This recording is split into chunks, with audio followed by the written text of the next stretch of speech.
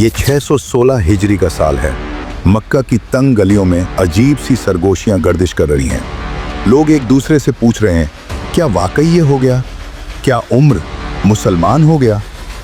मक्का की फ़ज़ा में खौफ भी है, हैरत भी, और ऐसा लगता है जैसे फरिश्ते भी खड़े ये मंजर देख रहे हों। गली के कोने से एक बेवकल शख्स नमूदार होता है। 2 मीटर से ज़्यादा कद, कदम ज़मीन पर पड़े तो धूल उड़ती है और लोगों की सांसें रुक जाती हैं।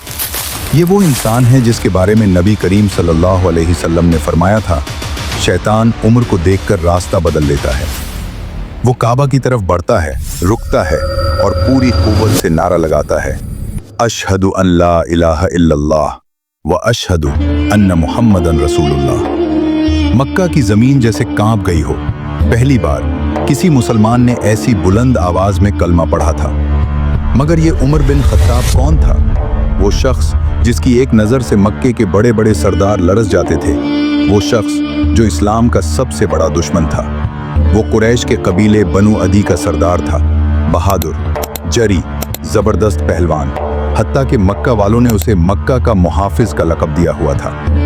इस्लाम के इब्तिदाई दिनों में ये उमर वही था जो मुसलमानों को बांध कर मारता था। उसके जुल्म के चर्चे पूरे मक्का में थे। लेकिन उस सख्त दिल इंसान का दिल अंदर से टूट रहा था और उस तब्दीली की पहली चिंगारी उस रात लगी जब काबा के पास उसका सामना नबी सल्लल्लाहु अलैहि वसल्लम से हुआ। रसूलुल्लाह सल्लल्लाहु अलैहि वसल्लम सूरत अल-हाक्का पढ़ रहे थे। उमर चुपके से करीब हुआ और जैसे ही आयतें सुने दिल हिलने लगा। अल्लाह ने जवाब दिया, ये किसी शायर की बात नहीं और न किसी काहिन का कलाम है। हर आयत उमर के दिल में तीर की तरह उतर रही थी। वो हैरान रह गया, ये कैसे जानता है कि मैं क्या सोच रहा हूँ? ईमान का बीज बो दिया गया था, मगर दिल अभी भी जिद में बंद था। अगली सुबह दारुन नदवा में मीटिंग हुई। अबू जहल ने ऐलान किया, जो मोहम्मद सल्लल्लाहु अलैहि वसल्लम को कत्ल करे उसे 100 ऊंट दूंगा। ये चैलेंज जैसे ही खत्म हुआ, एक शख्स खड़ा हुआ, उमर। उसने ऐलान किया, मैं मोहम्मद को कत्ल करूंगा। उसने घर से अपनी तेज धार तलवार उठाई और नबी सल्लल्लाहु अलैहि वसल्लम को कत्ल करने के लिए चल पड़ा। रास्ते में एक रिश्तेदार ने उसे रोककर कहा, तुम मोहम्मद को कत्ल करने जा रहे हो? अपनी बहन और बहनोई को तो पहले रोक लो, वो भी मुसलमान हो चुके हैं। उमर का दिमाग सुलग उठा। वो तलवार लिए बहन के घर पहुंचा।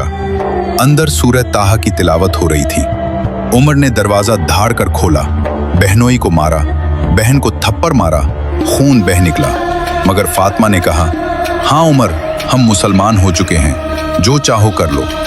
ये जुमला तलवार से भी ज्यादा सख्त था। उमर रुक गया। इसके अंदर पहली बार शर्म, नरमी, पछतावा इकट्ठा हुआ। उसने कहा, वो सहीफा मुझे दो जो तुम पढ़ रहे थे। वुजू करके वो बैठा और पहली आयत पढ़ी, ताहा, हमने ये कुरान तुम पर मुशक्कत के लिए नाजिल नहीं किया। आयत आगे बढ़ती गईं। उमर का दिल पिघलता गया, चेहरे का गुस्सा खत्म, आंखों में नमी उतर आई। उसने कहा, यह कलाम इंसान का नहीं, मुझे मोहम्मद के पास ले चलो। उमर बर्क की तरह सफा की जानिब भागा। तलवार अब भी हाथ में थी, मगर दिल बदल चुका था। दरवाजा खटका, सहाबा घबरा गए। उमर तलवार के साथ। नबी सल्लल्लाहु अलैहि वसल्लम ने फरमाया, दरवाजा खोलो। अगर उमर खैर के लिए आया है तो खैर मिलेगी, अगर शर के लिए आया है तो हम उसे उसी की तलवार से मार देंगे। दरवाजा खुला, उमर दाखिल हुआ और नबी सल्लल्लाहु अलैहि वसल्लम के सामने ठहर गया।